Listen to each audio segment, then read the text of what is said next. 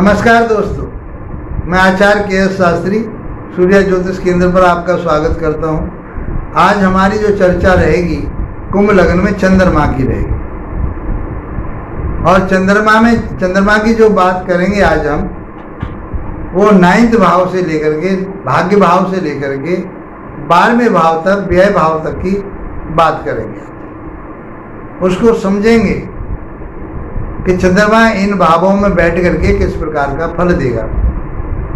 तो सबसे पहले तो हम चंद्रमा को समझते हैं कि चंद्रमा है क्या कारकत्व है इसके।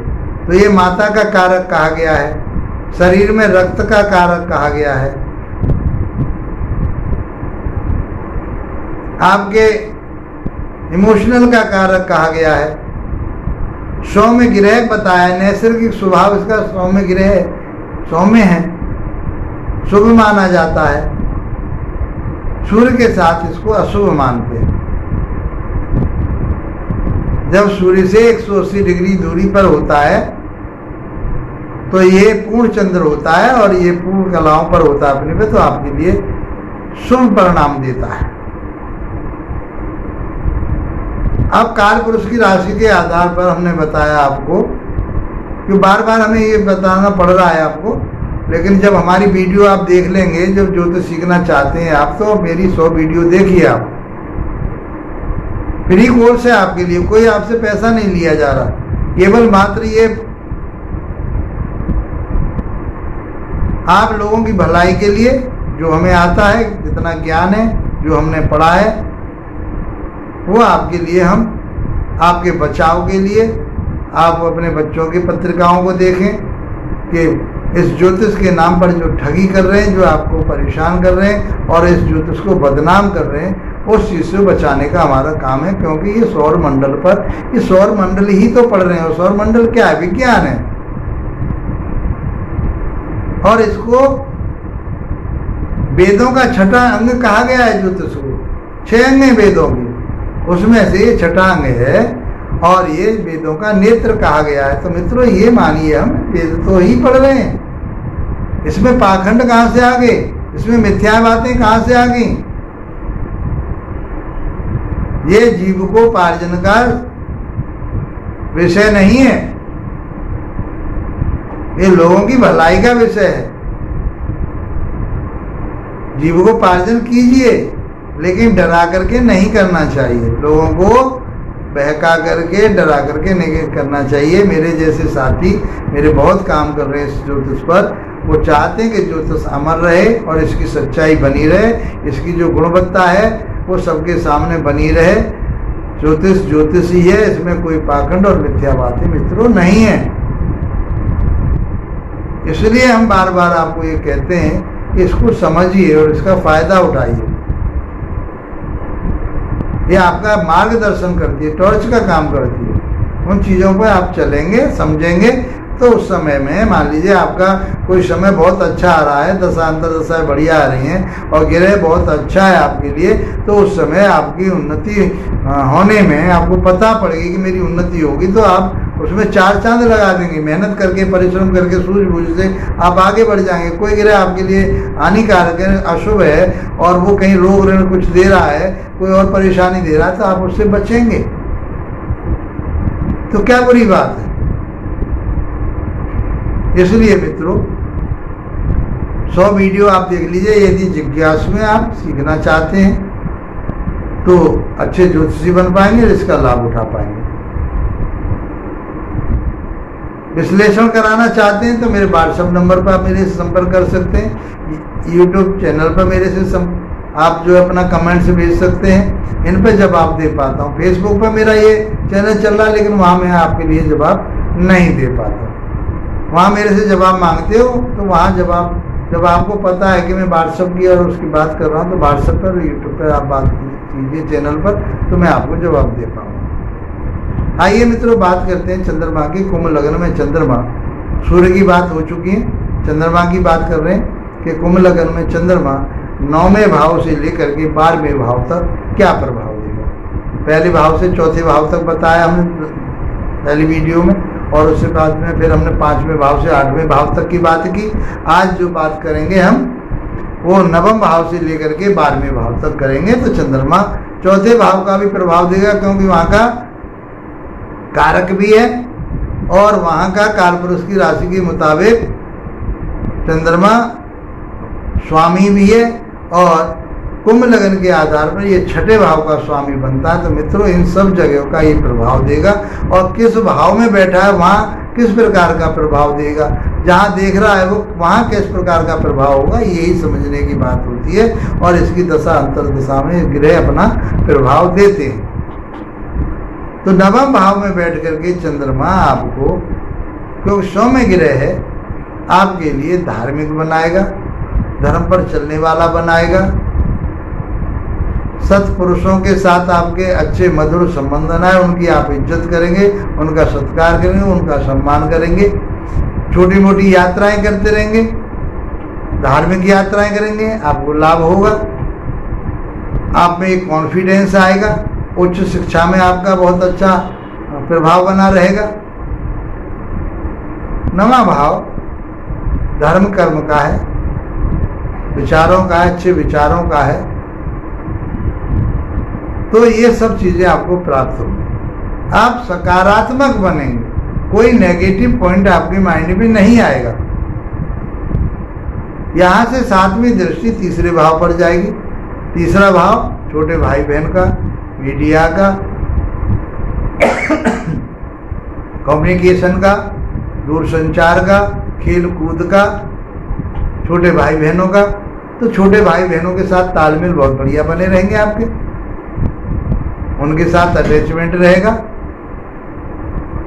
उनकी उन्नति के लिए आप लालायित रहेंगे, उनकी उन्नति चाहेंगे और उनकी उन्नति होगी। खेल कूद में आप अच्छा प्रदर्शन कर पाएंगे, कोई कलाकारी आपके अंदर वो आप में उसमें निखरेंगे, चाहे संगीत की है, चाहे डांसिंग की है, उसमें आप जाएंगे, बहुत अच्छे निखर जाएंगे, खेल कूद में आगे जाएंगे। नौकर चाकर आपका सम्मान करेंगे, नौकर चाकरों को आपसे फायदा होगा, लाभ होगा, मित्रता बनी रहेगी। इस प्रकार से 9वें भाव में बैठ करके चंद्रमा का प्रभाव जीवन में रहेगा। अब चंद्रमा आपके 10वें भाव में बैठे हों तो क्या प्रभाव करेंगे? तो कुंभ राशि के आधार पर देखें, हम कुंभ लगन के आधार पर देखें तो यहाँ वृश्चिक राशि बनती है और वृश्चिक राशि में चंद्रमा को नीच माना जाता है। नीच का अर्थ है कमजोर माना जाता है ना। यदि चंद्रमा सूर्य से दूर है तब भी उसका नीचता का प्रभाव नहीं आएगा, क्योंकि सौम्य ग्रह है। इधर ही नीच घर में आ गया और सूर्य के साथ आ गया तो फिर बहुत ज़्यादा रिजल्ट उसके डाउन हो जाते हैं, मेहनत परिश्रम बहुत करना पड़ता है, मानसिक अस्थिरता हो जाती है। लेकिन यहाँ बैठ कर के चंद्रमा सौम्य ग्रह हैं, छठे भाव के स्वामी हैं, चौथे भाव के भी वो कालपुरुष की पत्रिका में स्वामी बनते हैं, कारक बनते हैं, वहाँ पर दिग्बली है, यहाँ पर ये दिग्बली नहीं है। तो कारोबार तो आपका बहुत अच्छा रहेगा। मैंने बताया जल से संबंध मिनरल वाटर का काम करते हैं आप, बिस्लरी का काम करते हैं आप, दूध का काम करते हैं, दूध से संबंधित काम करते हैं, मछली पालन का काम करते हैं, मोती का रत्नों का काम करते हैं, तो मैं समझ मोती रत्न का काम करते हैं, तो मैं समझता हूँ आपके लिए बहुत बड़ा लाभ प्राप्त होगा।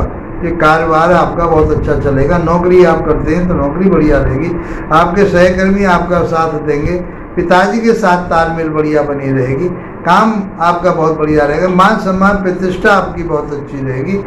सब कुछ मिलाकर के 10वें घर में बैठ करके आपके लिए चंद्रमा बहुत शिखर पर ले जाने वाली बात करेंगे। यहाँ से बैठ करके 7वीं दृष्टि जो जाएगी चौथे भाव पर जाएगी तो माता का सुख प्राप्त होगा, भूमि भवन का भाव का सुख प्राप्त होगा। जमीन लेना चाहते हैं आप जमीन ले पाएंगे, भूमि लेना चाहते हैं भूमि ले पाएंगे, वाहन लेना चाहते हैं वाहन आपको मिल पाएगा।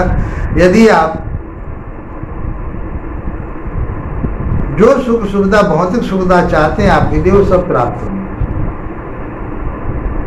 पैतृक संपत्ति का आपको लाभ मिलेगा, माता के साथ आपके लिए बहुत अच्छे संबंध बने रहेंगे। इस प्रकार से 10वें भाव का रिजल्ट आपके लिए चंद्रमा बहुत अच्छा देंगे।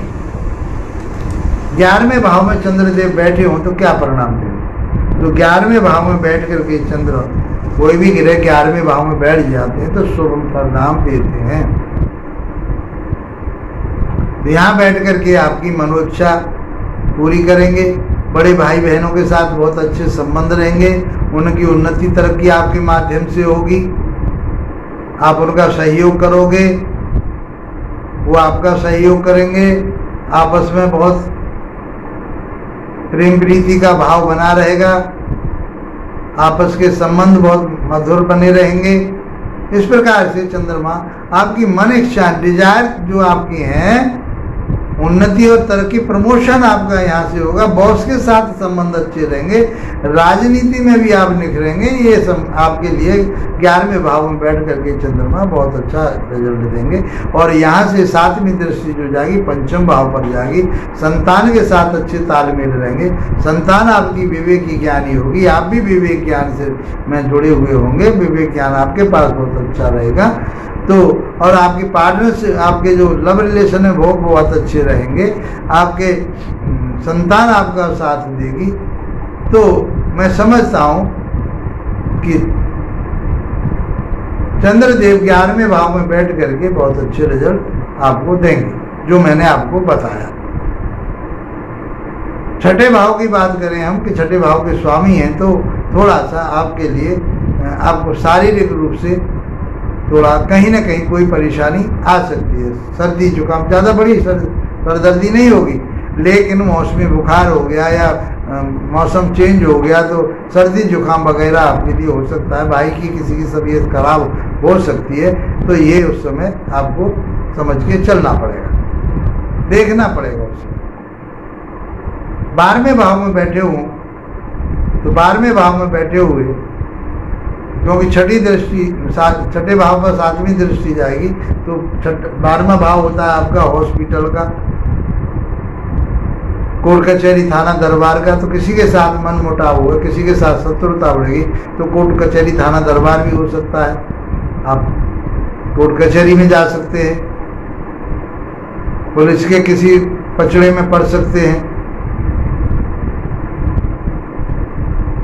शत्रुता आपकी बढ़ सकती है, ऋण आप पर हो सकता है, स्वास्थ्य में कमी कहीं आ सकती है। कमी स्वास्थ्य में आ गई जब तो हॉस्पिटलाइज हो गए, आप हॉस्पिटल जा सकते हो।